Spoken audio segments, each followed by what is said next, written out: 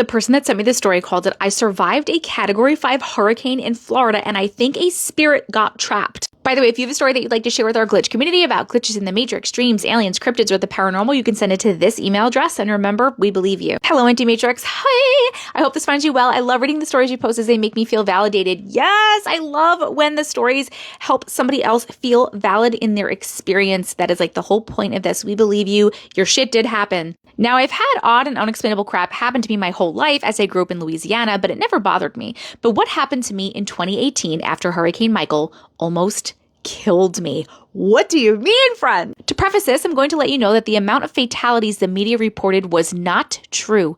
We lost so many more, and we know that. Here we go. Hurricane Michael hit us on October 10th, 2018, and quickly lost media coverage due to the fires in Calabasas. Now, I've never wished any harm on anyone, but I'm so glad Kim Kardashian had another home to take her family to. That was a blessing. This hurricane nearly wiped our county off the map and did wipe a small town called Mexico Beach off the map. They called it Ground Zero. My husband, myself, and our 7-year-old son at the time did not evacuate because our local media downplayed this hurricane tremendously. I'm not going to waste time describing it, but there are lots of YouTube videos if you ever want to check it out. It's what happened after that still haunts me. There was nothing left, so naturally we had to wait. We ended up at different families' houses, some out of state and one back in Florida, so we could work and volunteer for our community after the property was repaired. Fast forward to December 2018, and some apartments were thrown back together and we rented one. It was a roof, this emoji. When we moved in, obviously there was still some damage. I found insulation in the cabinets among some other things like disgusting, smelly water that spilled out of a light fixture when we tried to see if there was a bulb out because it wasn't working. So I know this place was hit hard. Anyway, after a few weeks of living there, I went downhill bad. I got so depressed that I couldn't hold the job I took, and I would randomly burst into tears out of nowhere. I went to doctors, had so many tests done. The therapist just said, "It's expected after what we just experienced," so I listened. But it just got worse and worse. As long as I wasn't in the apartment, I was fine. My mood lifted and I was happy, but every time I returned, the moment I stepped into the door, all I could feel was despair and sadness. Fast forward a couple of months and I started to get calls from the rental company saying that they were getting noise complaints from the neighbor saying that we were running through our apartment in the middle of the night. I promise you, we weren't. My son has autism and my house shut down at 8:30 p.m. and I dare anyone to wake my son and see what happens. I don't mess around about my kid's mental health. Then a few weeks after that, I've been woken up by screaming.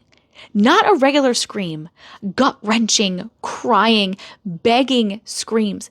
At first, I thought maybe I was coming out of a night terror as I've had them all my life, and I still do.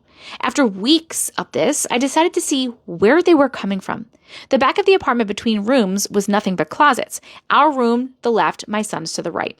A small one at the end of the hall, and a walk-in to the left as soon as you entered my son's room, and a small walk-in in the back of our room. That's where it was coming from. The more time went on, the louder it got.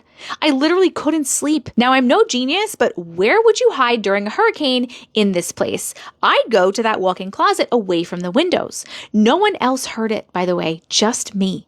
It wasn't just one scream either. I heard an adult woman and maybe a couple of children. There was no other space but closets between those rooms. Why are the screams coming from the walls?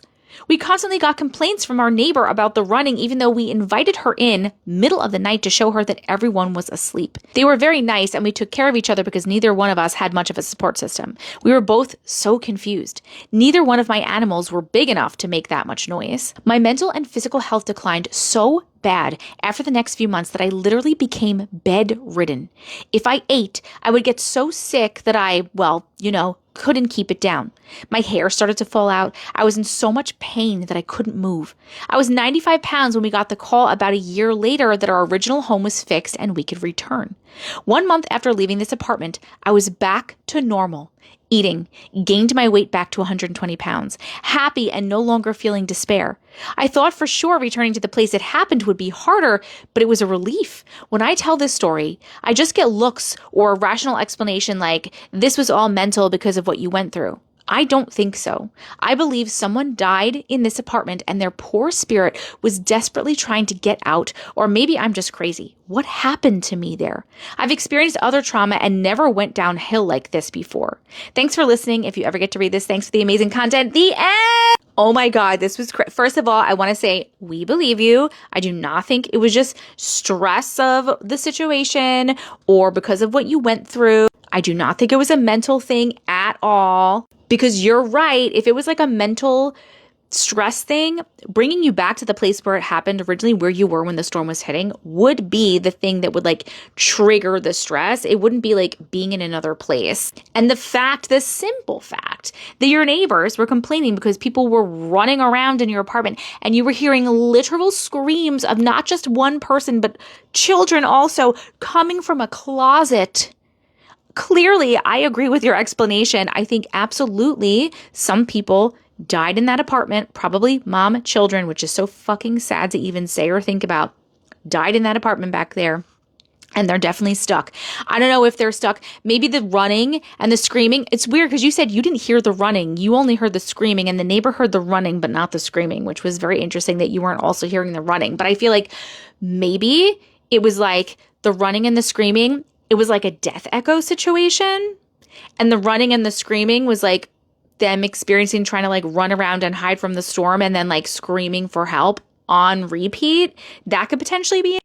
But the fact that you got so sick and depressed, like there was definitely that situation and the deaths in that home, I'm assuming happened. I'm just going with it. That's what happened. Brought so much bad energy that it somehow, I don't know how it somehow latched onto you and you took the brunt of it and you got sick and you lost your hair and you lost the weight and you couldn't get out of bed. I always wonder why something would attach to one person and not the other. Maybe you were just the most mentally or emotionally weak at the time because of the stress, and that's what allowed it to like attach to you or allowed it to affect you in that crazy way. But the fact that when you left, you were fine, 100% it had to do with that place. 100% something was happening. That's what I think. I want to hear what you guys think in the comments, please. And thank you so much for sharing your story.